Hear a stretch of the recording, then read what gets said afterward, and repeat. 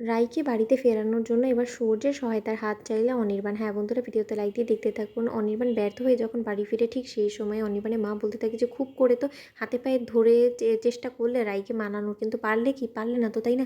তাহলে কেন বারবার এরকম অযথা চেষ্টা করছো অনির্বাণ, আমাকে বলতে পারো বলো তো? সেই বিকিরি বাড়িতেই ওর সব থেকে বেশি কমফর্ট জোন, তুমি সেটা বুঝতে পারছো না? ওর ভালো লাগছে বিধেই তো ও সেখানে পড়ে আছে।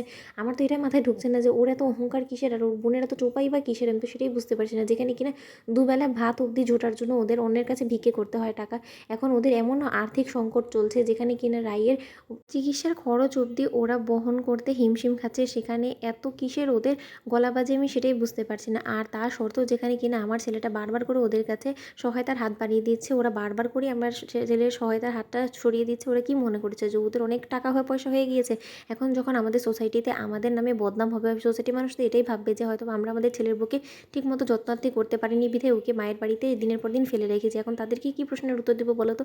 আমি বলে দিচ্ছি তোমাকে অনির্বাণ, তোমার স্ত্রী এটা ইচ্ছাকৃতভাবে আমাদের মান সম্মান সব ধূলিসাৎ করার জন্য ও এরকম একটা নোংরা কাজ করছে, তুমি মিলিয়ে নিও। তখন এই কথা বলা মাত্র অনির্বাণ রুমে গিয়ে সূর্যকে ফোন করে বলতে থাকে যে সূর্য, আমার তোর একটা হেল্প চাই, তুই প্লিজ আমাকে হেল্প করবি বল।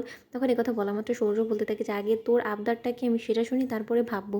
তখন ওই কথা বলা মাত্র অনির্বাণ বলতে থাকে যে দেখ ভাই, আমি জানি যে আমি অনেক বড় ভুল করে ফেলেছি, তোকে এবং রায়কে একসাথে জড়িয়ে অনেক বড় কুৎসিত একটা নোংরা কর্মকাণ্ডও করে ফেলেছি। তার জন্য তো যথেষ্ট পরিমাণ আমি ক্ষমা প্রার্থী, আমি আমার পাপের প্রায়শ্চিত্ত করতে চাই। কিন্তু তা সত্ত্বেও আমি রাইকে কী করে মানাবো, কী করে রাজ্য করে এই বাড়িতে ফিরিয়ে আনবো সেটাই বুঝতে পারছি না। তুই একটু এই বিষয়ে আমাকে হেল্প কর, কারণ আমি খুব ভালো করেই জানি যে রাই আমার কথা ফেলে দিল, তোর কথা কোনোদিনও ফেলবে না। তখন কথা বলা মাত্র সূর্য বলতে থাকে যে তোর লজ্জা করছে না দাদা ভাই?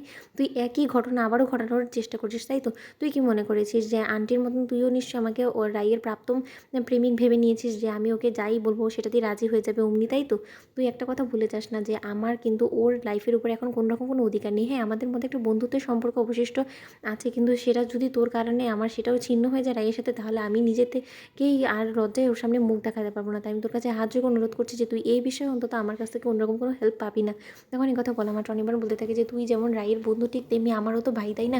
এটা তো তুই অস্বীকার করতে পারবি না। তাহলে তোর ভাইয়েরই বিপদের দিনে তুই তোর ভাইয়ের পাশে থাকবি না বলতো? তখন এই কথা বলা মাত্র অনির্বাণকে সৌর্য বলতে থাকে যে দাদা ভাই, হয়তো বা থাকতাম, তোর এই বিপদটা যদি অন্য কিছুতে হতো তাহলে হয়তো বা থাকতাম, কিন্তু তুই যে জঘন্য কর্মকাণ্ডটা করেছিস, আর সাথে আন্টি যে পরিমাণে ওর উপরে মিথ্যে অপবাদ দিয়ে মেয়েটাকে অপমান অপদস্থ করে বাড়ি ছাড়া করতে বাধ্য করেছিস, ওর এই এত বড় অসুস্থতাটাকে নিয়ে মিথ্যে প্রেগনেন্সি ভুয়া কথা বলে ওর কপালে যে পরিমাণে কলঙ্কের দাগ দিয়েছিস, তা সত্ত্বেও কোন মুখে তুই আমার কাছ থেকে এই জিনিসটার জন্য সহায়তা চাচ্ছিস, আমি তো সেটাই মাথায় ঢুকাতে পারছি না। তখন এই কথা বলা মাত্র অনির্বাণ বলতে থাকে আমি মানছি আমি অনেক বড় ভুল করে ফেলেছি, আমি আজকেও রায়ের কাছে গিয়ে হাজারবার ক্ষমা চেয়েছি, কিন্তু তা সত্ত্বেও ওই স্রোতের কারণে কোনো মতে আমি রায়ের সাথে কথা বলতে পারছি না। তো বন্ধুরা, ভিডিওটি ভালো লাগলে লাইক এবং সাবস্ক্রাইব করো।